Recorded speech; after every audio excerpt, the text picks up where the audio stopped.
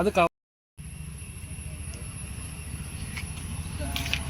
രഞ്ജിത്തിൻ്റെ വയസ്സിൽ എല്ലാ മേഖലകളിലും പോലീസിൻ്റെ സജീവമായിട്ടുള്ള മറ്റുള്ള റെയ്ഡുകളും മറ്റും കണ്ടക്ട് ചെയ്ത് വരികയാണ്.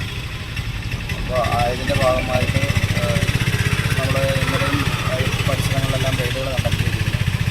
ഇന്ന് രാവിലെ ആലിക്കോട് ഭാഗത്ത് ബസ്സിൻ്റെ സമീപത്ത് ഒരു ബാഗ് കിടക്കുമെന്നുള്ള വിവരത്തിൻ്റെ അടിസ്ഥാനത്തിൽ പോലീസുകൾ വന്നതാണ്.